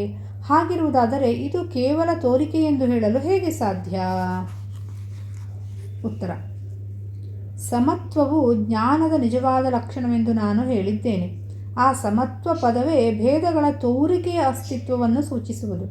ಎಲ್ಲ ಭೇದಗಳಲ್ಲಿ ಜ್ಞಾನಿಯು ಅಭೇದವನ್ನು, ಅಂದರೆ ಏಕತ್ವವನ್ನು ಕಾಣುವನು. ಅದನ್ನೇ ನಾನು ಸಮತೆ ಎಂದು ಕರೆಯುತ್ತೇನೆ. ಭೇದಗಳನ್ನು ತಿಳಿಯದೇ ಇರುವುದು ಸಮತ್ವದ ಅರ್ಥವಲ್ಲ. ನೀವು ಸಾಕ್ಷಾತ್ಕಾರ ಪಡೆದಾಗ ಈ ತೋರಿಕೆಯ ಭೇದಗಳು ಎಳ್ಳಷ್ಟೂ ಹುರುಳಿಲ್ಲದವುಗಳು, ವಾಸ್ತವವಾದವುಗಳಲ್ಲ ಎಂದು ನೀವು ಅರಿಯುವಿರಿ. ಈ ಎಲ್ಲ ತೋರಿಕೆಗಳಲ್ಲಿ ಸಾರಭೂತವಾಗಿರುವುದು ಒಂದೇ ಸತ್ಯ ಅಥವಾ ನಿಜವಸ್ತು. ನಾನು ಅದನ್ನು ಏಕತ್ವವೆಂದು ಕರೆಯುವೆನು. ನೀವು ಧ್ವನಿ, ರುಚಿ, ರೂಪ, ಗಂಧ ಇತ್ಯಾದಿ ಉಲ್ಲೇಖಿಸುವಿರಿ. ನಿಜಜ್ಞಾನಿಯು ಈ ಭೇದ ರೂಪ ವಿಷಯಗಳನ್ನು ಗ್ರಹಿಸುವಾಗಲೂ ಎಲ್ಲವುಗಳ ಒಡಲಿನಲ್ಲಿ ಸತ್ಯವೊಂದನ್ನೇ ನೋಡುವನು ಮತ್ತು ಅನುಭವಿಸುವನು. ಆ ಕಾರಣಕ್ಕಾಗಿ ಅವನಿಗೆ ವಿಷಯಗಳ ಇಷ್ಟಗಳು, ಆಯ್ಕೆಗಳು ಇರುವುದಿಲ್ಲ. ಅವನು ಸುತ್ತಾಡಲಿ, ಮಾತನಾಡಲಿ ಅಥವಾ ವ್ಯವಹರಿಸಲಿ, ಅದೆಲ್ಲವೂ ಒಂದೇ ಸತ್ಯವಸ್ತುವಿನ ಕಾರ್ಯಗಳೆಂದು ತಿಳಿಯುವನು. ಅದರಲ್ಲಿಯೇ ಅವನು ವ್ಯವಹರಿಸುವಾಗ, ಸುತ್ತಾಡುವಾಗ ಅಥವಾ ಮಾತನಾಡುವಾಗ ಆ ಪರಮ ಸತ್ಯವೇ ವ್ಯವಹರಿಸುವುದು ಅಥವಾ ಅದುವೇ ಮಾತನಾಡುವುದು ಎಂದು ನಿಶ್ಚಯಿಸುವನು. ಆತ್ಮನ ಸತ್ಯತ್ವ ಭಾತಿತ್ವದ ಹೊರತು ಅವನಿಗೆ ಮತ್ತೇನೂ ಇರುವುದಿಲ್ಲ. ಅವನು ಆತ್ಮದಲ್ಲಿ ಸಮರಸನು. ಇಲ್ಲಿಯ ಉತ್ತರ ಅರ್ಥ ಆಗಿರ್ಬೋದು. ಅಂದರೆ ಜ್ಞಾನಿಯ ದೇಹಕ್ಕೆ ರುಚಿಗಳು ಗೊತ್ತಾಗುತ್ತೆ, ಸಿಹಿ ಇರ್ಬೋದು, ಕಹಿ ಇರ್ಬೋದು, ಗೊತ್ತಾಗುತ್ತೆ. ಆದರೆ ಅದರಲ್ಲಿ ಭೇದವನ್ನು ಜ್ಞಾನಿ ಮಾಡಲ್ಲ. ಹಾಗೆ ದೇಹದೊಡನೆ ಭೇದವನ್ನು, ನಾನು ನೀನು ಅನ್ನೋ ಭೇದ ಇರಲ್ಲ ಅವನಿಗೆ. ಅದೇ ರೀತಿ ಇದು ಹುಳಿ, ಇದು ಖಾರ, ಇದು ಸಿಹಿ ಅನ್ನೋ ಭೇದ ಇಲ್ಲ. ಅವನು ಎಲ್ಲದರಲ್ಲೂ ಆತ್ಮವನ್ನೇ ಕಾಣ್ತಾನೆ ಅಲ್ವ, ತನ್ನನ್ನೇ ಕಾಣ್ತಾನೆ. ಇರೋ ಏಕೈಕ ವಸ್ತುವನ್ನೇ ಅವನು ತಾನಾಗಿ ಕಾಣುವಾಗ ಸಿಹಿಯು, ಹುಳಿಯು, ಖಾರವು ಒಂದೇ ಆಗಿ ಅನಿಸುತ್ತೆ ಅವನಿಗೆ. ಮುಂದಿನ ಪ್ರಶ್ನೆ. ಜ್ಞಾನಿಯು ಎಲ್ಲರೊಡನೆ ಪೂರ್ಣ ಸಮತ್ವದಿಂದ ವರ್ತಿಸುವನೆಂದು ಹೇಳುವರು, ಇದು ನಿಜವೇ? ಉತ್ತರ. ಹೌದು. ಸ್ನೇಹ, ಕರುಣೆ, ಆನಂದ ಹಾಗೂ ಇಂಥ ದೈವಿ ಗುಣಗಳು ಜ್ಞಾನಿಗೆ ಸ್ವಾಭಾವಿಕವಾಗಿರುವವು. ಒಳ್ಳೆಯತನದಲ್ಲಿ ಪ್ರೇಮ, ಅಸಹಾಯಕರಲ್ಲಿ ಕರುಣೆ, ಸತ್ಕಾರ್ಯ ಮಾಡುವವರಲ್ಲಿ ಆನಂದ, ದುಷ್ಟರ ಬಗ್ಗೆ ಕ್ಷಮೆ, ಇಂಥವೆಲ್ಲ ಸದ್ಗುಣಗಳು ಜ್ಞಾನಿಯ ಸ್ವಾಭಾವಿಕ ಲಕ್ಷಣವಾಗಿರುವವು. ನೀವು ಜ್ಞಾನಿಗಳ ಬಗ್ಗೆ ಕೇಳುವಿರಿ. ಅವರು ಯಾವುದೇ ಸ್ಥಿತಿ ಅಥವಾ ಅವಸ್ಥೆಯಲ್ಲಿರಲಿ ಒಂದೇ ತೆರನಾಗಿರುವರು. ಯಾಕೆಂದರೆ ಅವರು ನಿಜವಾದ ಇರುವಿಕೆ ಅಥವಾ ಸತ್ಯವನ್ನು ಅರಿತವರಾಗಿರುವರು. ಅವರ ದಿನಚರಿಯಲ್ಲಿ ಅಂದರೆ ಉಣ್ಣುವುದು, ತಿರುಗಾಡುವುದು ಮತ್ತು ಉಳಿದ ಎಲ್ಲವುಗಳಲ್ಲಿ ಅವರು ಇತರರಿಗಾಗಿ ಕಾರ್ಯನಿರ್ವಹಿಸುವರು. ಈ ಮೊದಲೇ ನಾನು ನಿಮಗೆ ಎಷ್ಟೋ ಸಲ ಹೇಳಿದ್ದೇನೆ, ಏನೆಂದರೆ ಕೂಲಿಗಾಗಿ ಆಳುವ ಜನರ ಹಾಗೆಯೇ ಜ್ಞಾನಿಗಳು ತಾವು ಪರಿಣಾಮಗೊಳ್ಳದೆ ನಿಸ್ಸಂಗರಾಗಿ ಪರರ ಹಿತಕ್ಕಾಗಿ ಕೆಲಸ ಮಾಡುವರು. ಜ್ಞಾನಿಯು ಸಮರಸನಾಗಿ ಆಳುವವರೊಡನೆ ಆಳುವನು, ನಗುವವರೊಡನೆ ನಗುವನು, ಆಡುವವರೊಡನೆ ಆಡುವನು ಮತ್ತು ಹಾಡುವವರೊಡನೆ ಹಾಡುವನು. ಈ ವ್ಯವಹಾರಗಳಲ್ಲಿ ಅವನು ಏನು ಗಳಿಸುವನು ಅಥವಾ ಏನು ಕಳೆದುಕೊಳ್ಳುವನು? ಪಾರದರ್ಶಕ ಗಾಜಿನಂತೆ ಅನ್ಯರಿಗೆ ಅವನ ಸನ್ನಿಧಿಯು ಪರಿಶುದ್ಧವಾಗಿರುವುದು. ಆದರೆ ಕೇವಲ ಕನ್ನಡಿಯಂತಿರುವ ಜ್ಞಾನಿಯು ಯಾವುದೇ ಕ್ರಿಯೆಯಿಂದ ವಿಕಾರಗೊಳ್ಳುವುದಿಲ್ಲ. ತದ್ವಿಪರೀತವಾಗಿ ಈ ಜಗತ್ತಿನಲ್ಲಿ ಅಭಿನಯಿಸುವ ಎಲ್ಲ ವೇಷಧಾರಿಗಳು, ಎಲ್ಲ ಕ್ರಿಯೆಗಳನ್ನು ಮಾಡುವ ಕರ್ಮಿಗಳು ಅಂದರೆ ಅಜ್ಞಾನಿಗಳು ಜಗತ್ತಿನ ಯಾವ ಕಲ್ಯಾಣಕ್ಕಾಗಿ ಜೀವಿಸುವರು, ಯಾವ ಕ್ರಿಯೆ ಶಾಸ್ತ್ರಕ್ಕೆ ಅನುಸರಿಸಿ ಇರುವರು ಎಂಬುದನ್ನು ಕರ್ಮನಿಷ್ಠರೇ ನಿರ್ಧರಿಸಲಿ. ಇಲ್ಲಿ ಜ್ಞಾನಿಗಳು ಗಾಜಿನಂತೆ ಅಂತ ಹೇಳಿದರು, ಅಂದರೆ ಅಷ್ಟು ಪರಿಶುದ್ಧ ಮತ್ತು ಅಷ್ಟು ಟ್ರಾನ್ಸ್ಪರೆಂಟ್ ಅಂತ. ಈಗ ಅಜ್ಞಾನಿಗಳು ಮಾಡೋದೇನಾಗುತ್ತೆ, ಬೇರೆಯವರಿಗೆ ಸಹಾಯ ಮಾಡ್ತಾರೆ ಅಂತ ಅನಿಸುತ್ತೆ, ಆದರೆ ಸ್ವಹಿತವೇ ಇರುತ್ತೆ ಅದರಲ್ಲಿ. ಅಜ್ಞಾನಿಗಳು ಎಲ್ಲರೂ ಹಾಗೇನೇ ಆಗುತ್ತೆ, ಗೊತ್ತಿಲ್ಲೇ ಹಾಗಿರ್ತಾರೆ. ಅವರು ಗೊತ್ತಿದ್ದು ಮಾಡ್ತಾರೆ ಅಂತಲ್ಲ, ಏನೇ ಮಾಡಿದ್ರು ಲಾಭದ ನಿರೀಕ್ಷೆ ಇದ್ದೇ ಇರುತ್ತೆ, ನಮಗೆ ಸ್ವತಃ ಲಾಭವಾಗಬೇಕು ಅನ್ನೋದಿದ್ದೇ ಇರುತ್ತೆ. ಹಾಗಾಗಿ ಅಜ್ಞಾನಿಗಳು ಗಾಜಿನಷ್ಟು ಪರಿಶುದ್ಧ ಅಲ್ಲ. ಹೊರಗೆ ತೋರಿಸ್ಕೊಳ್ಳೋದು ಒಂದು, ನಿಜ ಉದ್ದೇಶ ಬೇರೆಯದ್ದೇ ಆಗಿರುತ್ತೆ. ನಮ್ಮನ್ನೇ ನಾವು ಆತ್ಮಾವಲೋಕನ ಮಾಡಿಕೊಂಡಾಗ ನಮಗೆ ಇದೆಲ್ಲದೂ ಗೊತ್ತಾಗುತ್ತೆ. ಮುಂದಿನ ಪ್ರಶ್ನೆಗೆ ಹೋಗೋಣ. ಜೀವನ್ಮುಕ್ತರು ಅಂದರೆ ಜೀವಿಸಿರುವಾಗಲೇ ಮುಕ್ತರಾದವರು ಮತ್ತು ವಿದೇಹ ಮುಕ್ತರು ಅಂದರೆ ದೇಹಪಾತವಾದ ಮೇಲೆ ಮುಕ್ತರಾದವರು ಎಂದು ಎರಡು ವಿಧ ಇರುವುದೆಂದು ಹೇಳಲಾಗಿದೆ, ಹೌದೇ? ಉತ್ತರ: ಮುಕ್ತಿಯೇ ಇಲ್ಲ ಅಂದ ಬಳಿಕ ಮುಕ್ತರೆಲ್ಲಿರುವರು? ಉತ್ತರ: ಇಲ್ಲಿ ಮುಕ್ತಿಯೇ ಇಲ್ಲ ಅಂದಾಕ್ಷಣ ಬಂಧನ ಮಾತ್ರ ಇದೆ ಅಂತ ಅನ್ಕೋಬಾರ್ದು. ಯಾವಾಗ ಜ್ಞಾನಿ ತಾನು ಆತ್ಮ ಅಂತ ಅಂದ್ಕೊಂಡಾಗ ಆತ್ಮ ಯಾವತ್ತೂ ಮುಕ್ತವಾದದ್ದೇ, ಅದಕ್ಕೆ ಬಂಧನವೇ ಇಲ್ಲ. ಅದಕ್ಕಾಗಿ ಮುಕ್ತಿಯೇ ಇಲ್ಲ ಅಂತ ಹೇಳ್ತಿದ್ದಾರೆ. ಮುಂದಿನ ಪ್ರಶ್ನೆಗೆ ಹೋಗೋಣ. ಹಿಂದೂ ಶಾಸ್ತ್ರಗಳು ಮುಕ್ತಿಯ ಬಗ್ಗೆ ಹೇಳುವುದಿಲ್ಲವೇ? ಉತ್ತರ: ಮುಕ್ತಿಯು ಆತ್ಮದೊಡನೆ ಏಕಾರ್ಥವಾಗಿರುವುದು. ಜೀವನ್ಮುಕ್ತಿ ಮತ್ತು ವಿದೇಹ ಮುಕ್ತಿಗಳೆಲ್ಲ ಅಜ್ಞಾನಿಗಳಿಗಾಗಿ ಹೇಳಲಾಗಿದೆ. ಜ್ಞಾನಿಗಳಿಗೆ ಮುಕ್ತಿ ಅಥವಾ ಬಂಧದ ಕಲ್ಪನೆಯೇ ಇರುವುದಿಲ್ಲ. ಅಜ್ಞಾನವನ್ನು ತೊಲಗಿಸುವುದಕ್ಕಾಗಿ ಬಂಧ ಮತ್ತು ಮುಕ್ತಿಯ ಕ್ರಮಗಳನ್ನೆಲ್ಲ ಅಜ್ಞಾನಿಗೆ ಹೇಳಲಾಗಿದೆ. ಕೇವಲ ಮುಕ್ತಿಯೊಂದೇ ಇರುವುದು, ಬೇರಾವುದೂ ಇಲ್ಲ. ಮುಂದಿನ ಪ್ರಶ್ನೆ. ಭಗವಾನರ ದೃಷ್ಟಿಯಿಂದ ಇದೆಲ್ಲವೂ ಸರಿಯೇ, ಆದರೆ ನಮ್ಮ ಗತಿಯೇನು? ಉತ್ತರ: ಅವನು ಮತ್ತು ನಾನು ಎಂಬ ಭೇದವೇ ಜ್ಞಾನಕ್ಕೆ ಅಡ್ಡಿಯಾಗುವುದು. ಮುಂದಿನ ಪ್ರಶ್ನೆ. ಮುಕ್ತಾತ್ಮನು ಸ್ವತಂತ್ರನಿರುವನು ಎಂದು ನೀವು ಹೇಳಿದರೆ ಆತನು ಮನಸ್ಸಿಗೆ ಬಂದಂತೆ ವರ್ತಿಸಬಹುದೇ? ದೇಹದ ಹುಟ್ಟು ಸಾವು ದುಃಖ ರೂಪವಿರುವುದರಿಂದ ಜ್ಞಾನಿಯು ಪುನರ್ಜನ್ಮ ಪಡೆಯಲು ಇಚ್ಛಿಸುವುದಿಲ್ಲ ಎಂದು ನೀವು ಹೇಳಿದ್ದೀರಿ. ಆದರೆ ಲೋಕಹಿತಾರ್ಥವಾಗಿ ಆತನು ಜ್ಯೋತಿರ್ಮಯ ದೇಹ ತೊಟ್ಟು ಜನ್ಮಕ್ಕೆ ಬರುವುದಿಲ್ಲವೇ? ಉತ್ತರ: ಮುಕ್ತನ ಸ್ವತಂತ್ರ ಸ್ಥಿತಿ ಎಂದರೆ ಮನಸ್ಸಿಗೆ ಬಂದಂತೆ ನಡೆಯುವುದಲ್ಲ. ಮನಸ್ಸು ಬಯಸುವ ವಿಷಯವಾಸನೆ ಜೀವನ್ಮುಕ್ತನಲ್ಲಿ ಇರುವುದಿಲ್ಲ. ಭೋಗದ ತಾಣವಾದ ದೇಹವೇ ನಾನೆಂಬ ಬುದ್ಧಿ ಆತನಲ್ಲಿ ನಷ್ಟವಾಗಿದೆ. ಭೌತಿಕ ಶರೀರವು ಕರ್ಮಜಾಲದಿಂದ ಬಿಡುಗಡೆಯಾದ ನಂತರ ನಿಜಾತ್ಮನೊಡನೆ ಸಮರಸವಾಗುವುದು. ಬಂಧ ಮೋಕ್ಷವೆಂಬ ಸಾಪೇಕ್ಷಿತ ದ್ವಂದ್ವ ಭಾವನೆಗಳನ್ನು ಮೀರಿ ಸ್ವತಂತ್ರ ಹಾಗೂ ಸಹಜವಾದ ಅದ್ವಯಾನಂದದಲ್ಲಿ ಶರಧಿಯಲ್ಲಿ ಮುಕ್ತನು ವಿಹರಿಸುವನು. ಲೋಕ ಸಂಗ್ರಹ ಕಾರ್ಯಕ್ಕೆ ಮತ್ತೊಂದು ಶರೀರ ಧರಿಸಲಿಕ್ಕೆ ಮರೆತಾದರೂ ಆತನು ಬಯಸನು. ಏಕೆಂದರೆ ಆತ್ಮನಿಗೆ ಆತ್ಮನಿಗನ್ಯವಾಗಿ ಲೋಕವೆಂಬುದೇ ಇಲ್ಲ. ಅಲ್ಲದೆ ಆತನು ದೇವತಾ ಶರೀರ ಪಡೆದರೆ ಅದರ ಜಡಭಾವವು ನಿರಂತರ ಸತ್ಯವಸ್ತುವಿನ ಮೇಲೆ ಅಜ್ಞಾನದ ಆವರಣ ಹಾಕಿದಂತಾಗುವುದು. ಆದ್ದರಿಂದ ಪೂರ್ಣ ಪದವೇ ತಾನಾದ ಯೋಗೀಶ್ವರನು ಬೆಳಕಿನ ಮಾರ್ಗದಿಂದಲೂ ಮೃತ್ಯುಲೋಕಕ್ಕೆ ಮರಳುವುದಿಲ್ಲ. ಮುಂದಿನ ಪ್ರಶ್ನೆ. ಜ್ಞಾನಿಯು ಎರಡು ವಲಯಗಳಲ್ಲಿ ಇರುವುದಿಲ್ಲವೆಂದು ನಾವು ಹೇಗೆ ಹೇಳಬಲ್ಲೆವು? ಅವನು ಜಗತ್ತಿನಲ್ಲಿ ನಮ್ಮೊಳಗೆ ಸಂಚರಿಸಿ ನಾವು ನೋಡುವ ಅನೇಕ ವಸ್ತುಗಳನ್ನು ಅವನೂ ನೋಡುವನು. ಅವನು ನಡೆದಾಡುವನು. ನಡೆಯುವ ದಾರಿಯಲ್ಲಿ ಕುರ್ಚಿ ಅಥವಾ ಮೇಜು ಇದ್ದರೆ ಅವನು ಅವುಗಳನ್ನು ನೋಡಿ ತಪ್ಪಿಸಿ ಮುನ್ನಡೆಯುವನು.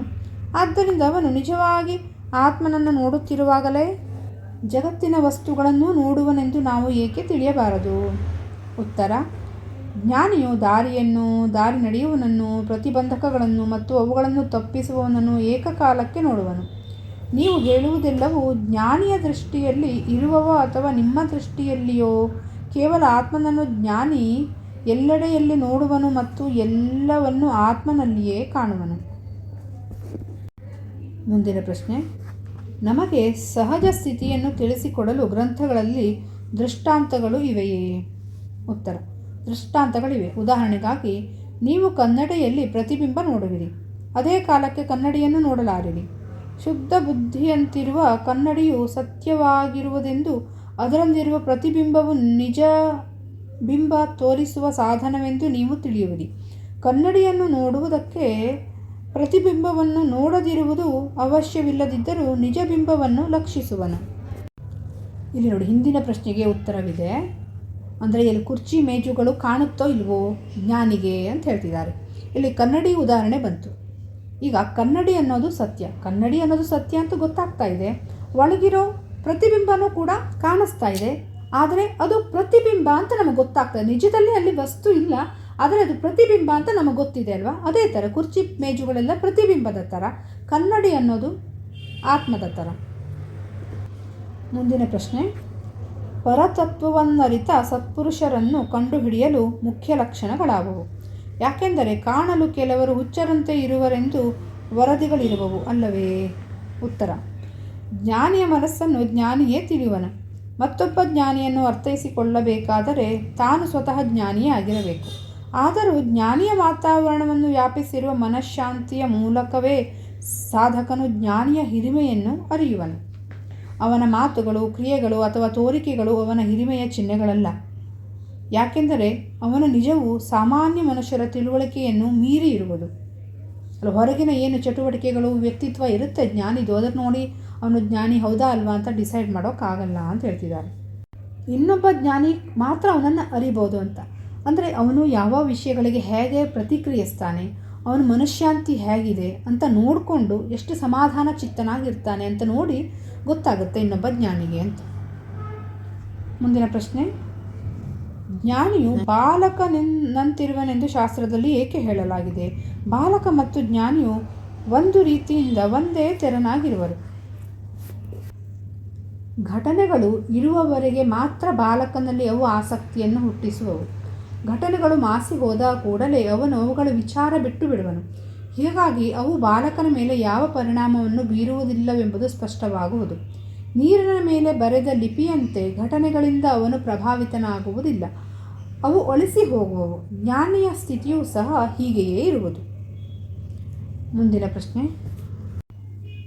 ನೀವು ಭಗವಾನರಾಗಿರುವಿರಿ, ಆದ್ದರಿಂದ ನಾನು ಯಾವಾಗ ಜ್ಞಾನ ಪಡೆದುಕೊಳ್ಳುವೆನು ಎಂಬುದನ್ನು ನೀವು ತಿಳಿದಿರುವಿರಿ.